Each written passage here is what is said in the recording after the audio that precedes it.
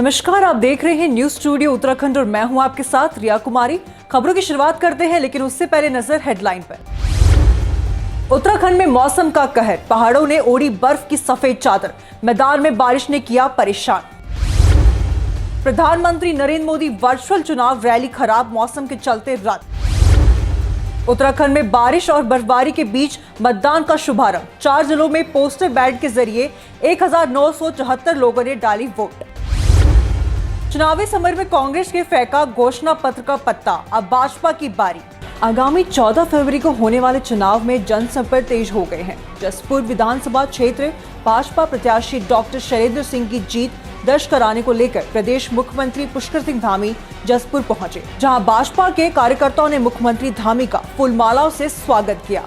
वहीं मुख्यमंत्री पुष्कर सिंह धामी ने कहा कि भारतीय जनता पार्टी की पूर्ण बहुमत से सरकार बन रही है। उन्होंने एक नारा भी दिया है, अब की बार 60 के पार। जसपुर विधानसभा में जिस प्रकार का उत्साह मैंने देखा है, अब इसमें कोई संदेह नहीं है कि हम भारी बहुमत से इस बार ये सीट जीतने वाले हैं। यहाँ के लोग नरेंद्र मोदी जी के द्वारा जो उत्तराखंड के लिए जो काम किए गए हैं, उन कामों के बदौलत, उन कामों के लिए डबल इंजन को चुनने के लिए हर क्षेत्र से इस बार भाजपा का विधायक चुन रहे हैं, भाजपा को अपना समर्थन दे रहे हैं। और अब की बार हमने नारा दिया है, अब की बार 60 पार। बाजपुर के ग्राम महेशपुरा में उत्तराखंड के मुख्यमंत्री पुष्कर सिंह धामी के पहुंचने पर भाजपा प्रत्याशी राजेश कुमार और पार्टीकर्ताओं ने फूल मालाओं से जोरदार स्वागत किया। इस दौरान मुख्यमंत्री पुष्कर सिंह धामी ने बाजपुर की जनता से भाजपा प्रत्याशी को विजयी बनाने की अपील की। उत्तराखंड के विधानसभा चुनाव में भारतीय जनता पार्टी बूथ स्तर पर चुनाव मैदान में जुड़ चुकी है। इसी के चलते भारतीय जनता पार्टी के स्टार प्रचार और उत्तराखंड के मुख्यमंत्री पुष्कर सिंह धामी बाजपुर के ग्राम महेशपुरा पहुंचे। इस दौरान मुख्यमंत्री पुष्कर सिंह धामी ने कहा कि प्रदेश भर में भाजपा का माहौल दिखाई दे रहा है और बाजपुर में भी लोगों ने भाजपा के लिए काफी जोर दिखाई दे रहा है। साथ ही उन्होंने कहा कि इस बार उत्तराखंड में भारतीय जनता पार्टी 60 सीटों से अधिक विधानसभाओं में जीत हासिल करेगी। मैं पूरे प्रदेश के कोने कोने में जा रहा हूँ और सभी स्थानों पर, एक स्थान से जब दूसरे स्थान पर जा रहा हूँ, अभी यहाँ जसपुर में था तो मुझे लगा कि यहाँ बहुत जोश है। उससे पहले मैं हरिद्वार में ग्रामीण में 2-3 जगह पर आज रोड शो और डोर टू डोर संपर्क में था। मुझे लगा कि यहाँ सबसे ज़्यादा है। जसपुर आया तो उससे ज़्यादा दिखाई दे रहा है, अब बाजपुर पहुँच रहा हूँ तो मुझे उससे ज़्यादा दिखाई दे रहा है। मुख्यमंत्री पुष्कर सिंह धामी देर शाम अपनी विधानसभा खटीमा पहुंचे और जनता को संबोधित करते हुए कांग्रेस पार्टी पर निशाना साधा।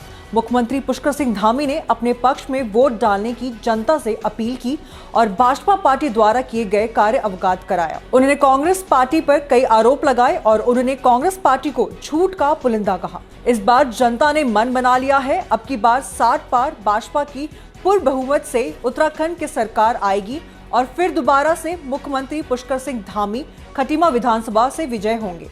और जिस प्रकार से आज हुजूम का हुजूम जगह जगह पर उमड़ रहा है, जिस प्रकार से आज वो हमारे देश के प्रधानमंत्री नरेंद्र मोदी जी को आशीर्वाद दे रहे हैं, भारतीय जनता पार्टी को आशीर्वाद दे रहे हैं, इसमें कोई संशय नहीं है कि पूरे प्रदेश में एक तरफा भारतीय जनता पार्टी की जीत होने वाली है, भारी बहुमत की सरकार बनने वाली है। पूर्व मुख्यमंत्री और कांग्रेस चुनाव प्रचार समिति के अध्यक्ष हरीश रावत ने बताया कि कांग्रेस के घोषणा पत्र के बारे में सभी वर्गों का ध्यान रखा गया है। सरकार आने पर कई तरह की पेंशन दी जाएगी। उत्तराखंड में 4,75,000 गरीब तबके लोग को 40,000 रुपए प्रति वर्ष दी जाएगी, जिससे व्यक्ति की परचेसिंग पावर बढ़ेगी। राज्य के जीएसटी को भी मजबूती मिलेगी और राज्य की ग्रोथ भी मजबूत होगी।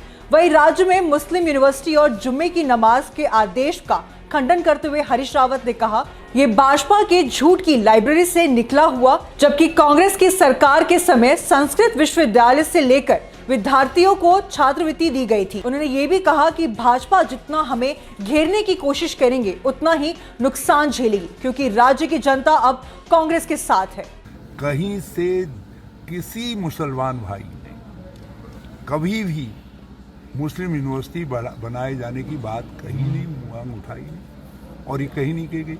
भाजपा ये क्यों नहीं कहती कि कांग्रेस ने संस्कृत विश्वविद्यालय बनाया, संस्कृत अकेडमी बनाया, हमने संस्कृत विद्यालयों को गारंटीड एज में लाने के लिए मदद दी, हमने संस्कृत पढ़ने वाले विद्यार्थियों के लिए विशेष छात्रवृत्ति दी। ये बात तो उनको याद नहीं आती है। मगर अपनी झूठ की लाइब्रेरी से ये मुस्लिम यूनिवर्सिटी ये भाजपा के झूठ की लाइब्रेरी से निकला हुआ पन्ना है। विधानसभा चुनाव के प्रचार के लिए काफी कम वक्त बचा है। ऐसे में कांग्रेस के स्टार प्रचारक उत्तराखंड पहुंचकर केंद्र और राज्य सरकार पर जमकर हमला बोल रहे हैं। कांग्रेस प्रदेश मुख्यालय में पहुंचे मध्य प्रदेश के पूर्व मुख्यमंत्री दिग्विजय सिंह के प्रेस कॉन्फ्रेंस कर केंद्र सरकार पर जमकर हमला बोला। दिग्विजय सिंह ने भारतीय जनता पार्टी की विचारधारा को गरीब विरोधी बताया। इसके साथ ही कई अन्य मामलों को लेकर भी दिग्विजय सिंह ने बीजेपी सरकार को निशाने पर लिया। साथ ही उन्होंने बताया कि 4 धाम 4 काम पर कांग्रेस ने विशेष फोकस किया है, जिसके तहत पूरे उत्तराखंड में हर जगह बुनियादी सुविधाओं को पहुंचाने का काम किया जाएगा। यदि सरकार कांग्रेस पार्टी की उत्तराखंड में बनती है तो लगभग 400 से 500 रुपया प्रति सिलेंडर हमारी सरकार सब्सिडी देगी। उत्तराखंड में पिछले कई दिनों से मुस्लिम कार्ड को लेकर बीजेपी कांग्रेस को घेरने में जुटी थी, लेकिन अब कैबिनेट मंत्री धन सिंह रावत के एक वीडियो ने भाजपा को सफाई देने पर मजबूर कर दिया है। दरअसल भाजपा सरकार के स्वास्थ्य मंत्री धन सिंह रावत ने श्रीनगर में मस्जिद में पहुंचने पर कांग्रेस को बैठे बिठाए मुद्दा मिल गया है। मस्जिद में माथा टेक कर आने पर स्वास्थ्य मंत्री धन सिंह रावत का वीडियो जमकर वायरल हो रहा है। ऐसे में भाजपा नेता इस पर सफाई दे रहे हैं। माना जा रहा है कि प्रदेश के स्वास्थ्य मंत्री धन सिंह रावत श्रीनगर में चुनाव प्रचार के लिए मस्जिद में गए थे। मंत्री प्रदेश में सबका होता है और सबकी कुशल क्षेम के लिए उसको इधर उधर जाना पड़ता है। जो भी नागरिक है उनकी कोई समस्या कहीं पर है तो इसको तुष्टीकरण की राजनीति से नहीं जोड़ा जा सकता। तुष्टीकरण की राजनीति वो है जो जुम्मे की नमाज की छुट्टी का सर्कुलर निकालते हैं और उत्तराखंड में मुस्लिम यूनिवर्सिटी बनाने की बात करते हैं। चक्राता विधानसभा सीट आम आदमी पार्टी के प्रत्याशी दर्शन डुबाल ने की प्रेस वार्ता, जिसमें उन्होंने कहा कि वो चक्राता विधानसभा से प्रत्याशी हैं और उन्हें जनता का भरपूर सहयोग मिल रहा है।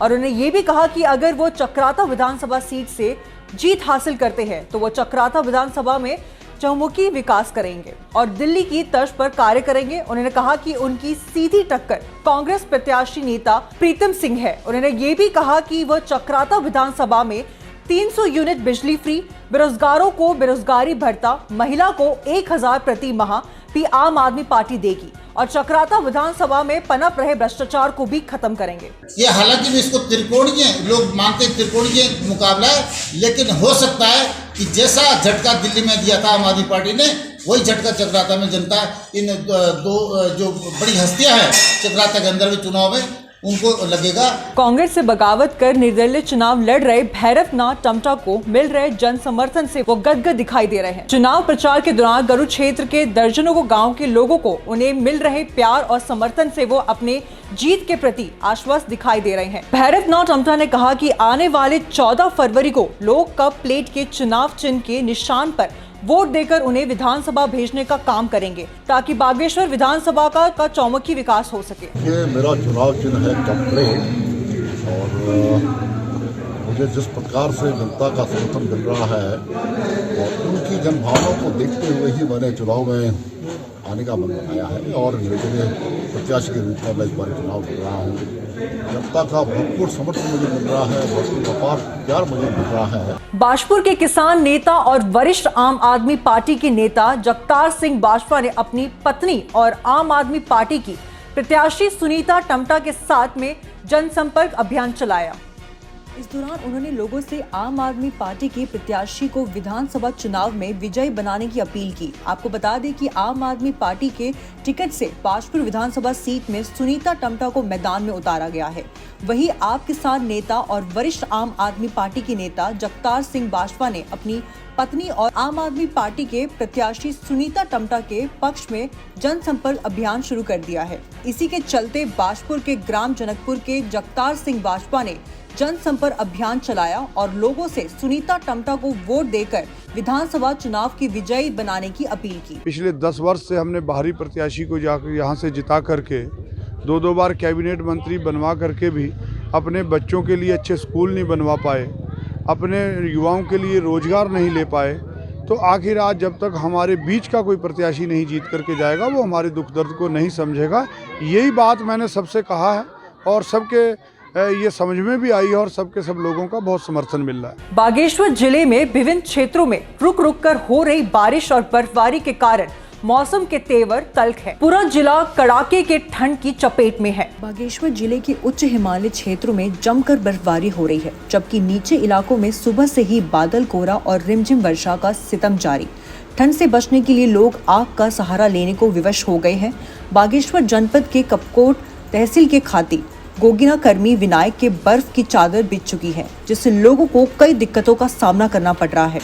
आज सुबह प्रातः 9 बजे से काफ़ी तेज तरार बारिश है। अभी भी बहुत तेज बारिश हो रही है और कई ऊपरी स्थानों पर कई इलाकों में जो है बर्फबारी हो रही है और जिससे कि जनजीवन जो अस्त व्यस्त हो चुका है। आम आदमी पार्टी के प्रदेश प्रभारी प्रवीण कुमार ने हरिद्वार स्थित होटल में प्रेस वार्ता कर कांग्रेस के घोषणा पत्र को महज आपकी योजनाओं का कॉपी पेस्ट बताते हुए इस उत्तराखंडित के साथ भद्दा मजाक बताया है। उन्होंने कहा कि पिछले 20 वर्षों में 10 वर्ष कांग्रेस का राज रहा है। कांग्रेस उत्तराखंडित स्वाभिमान प्रतिज्ञा पत्र में 200 यूनिट फ्री बिजली और 500 रुपए में रसोई गैस सिलेंडर की बात कर रही है। आप सह प्रभारी ने कहा कि 200 यूनिट मुफ्त बिजली, महिलाओं को बस पे फ्री सफर, स्पोर्ट्स यूनिवर्सिटी का निर्माण, ये देख अच्छा लगा कि कांग्रेस भी उत्तराखंड के केजरीवाल मॉडल लाना चाहती है। उन्होंने कहा कि आम आदमी पार्टी ने दिल्ली में अपने घोषणा पत्र में सभी वादों को पूरा करके दिखाया है और उत्तराखंड में भी अपने सभी योजनाओं को पूरा करके दिखाएगी। उत्तराखंड में कांग्रेस ने अपना मैनिफेस्टो लॉन्च किया और उस मैनिफेस्टो में उन्होंने ये बताया कि इस तमाम मैनिफेस्टो में उन्होंने पूरी की पूरी तरीके से दिल्ली का जो मॉडल है, अरविंद केजरीवाल का मॉडल है, वो पूरा उठा के इन्होंने मैनिफेस्टो में चिपका दिया। और जिस तरीके से मैनिफेस्टो यहाँ पे उन्होंने लॉन्च हुआ है, उन्होंने बताया कि 200 यूनिट बिजली जो है उनके मैनिफेस्टो के हिसाब से फ्री होगी, महिलाओं का बस में सफ़र जो है वो फ्री होगा, बुजुर्गों की तीर्थ यात्राएं जो फ्री होगी और स्पोर्ट्स यूनिवर्सिटी जो है उत्तराखंड में बनाई जाएगी। तो मैं आप सबको बताना चाहता हूँ कि ये सारे काम जो है दिल्ली सरकार ने अरविंद केजरीवाल की सरकार में दिल्ली में करके दिखाएं और ये कांग्रेस पार्टी ने सारे काम जो है वो पूरी तरीके से कॉपी करके, दिल्ली से कॉपी करके यहाँ पे उत्तराखंड में लाने की कोशिश करी है। लाल कुआं चुनावी समर तेज होते ही कांग्रेस पार्टी भी अपने चुनावी दावेदार पूर्व मुख्यमंत्री हरीश रावत को लाल कुआं से चुनावी विजय बनाने में लगी हुई है। वही हरदा के आह्वान पर आज भारतीय जनता कैबिनेट पार्टी की राष्ट्रीय अध्यक्ष भावना पांडे लाल कुआं पहुंची। भावना पांडे ने लड़की हूँ लड़ा सकती हूँ के स्लोगन के साथ मैदान में उतरते हुए पूर्व मुख्यमंत्री हरीश रावत को अपना समर्थन दिया और अपने विरोधियों को मुंह तोड़ जवाब देने का ऐलान किया। प्रेस कॉन्फ्रेंस करते हुए भावना पांडे ने कहा कि मैं हरीश रावत को समर्थन देते हुए अपना उन विरोधियों को भी सचेत करना चाहती हूँ जिन्होंने मुझे मेरी पार्टी को धोखा दिया है। समस्त बिंदु खत्ता के लोगों को कहना चाहती हूँ जो हरदा को हराने की प्लानिंग कर रहे हैं, हम सबको समझना होगा इस बात को। और जो षड्यंत्रकारी यहाँ लोग लगे हैं, पूरा प्रदेश लगा हुआ हरदा को हराने के लिए, तो आज हम जनता को समझना होगा कि हमको हरदा के हाथ मजबूत करने हैं। हम सब कुछ भूलकर, हम जितने युवाओं की लड़ाई लड़ रही हूँ, अगर आज हरदा हार गए तो समझ लो मेरी युवाओं की लड़ाई फेल हो जाएगी। मैं आशाओं की लड़ाई लड़ रही हूँ, मैं भोजन माताओं की लड़ाई लड़ रही हूँ, मैं पीआरडी जवानों की लड़ाई लड़ रही हूँ, मैं फार्मासिस्ट की लड़ाई लड़ रही हूँ और मैं उपनल कर्मियों की लड़ाई लड़ी है मैंने, और मेरी 70% नौकरी जो बाहर के लोगों को मिलती है उसकी लड़ाई में लड़ रही हूँ। तो मेरे हाथों को मजबूत करिए, हरदा के हाथों को मजबूत करिए, ताकि मैं युवाओं के लिए कुछ ऐसा कर जाऊँ जो हम सब के लिए आने वाले 20-25 साल के लिए, आने समय के लिए बहुत अच्छा होगा।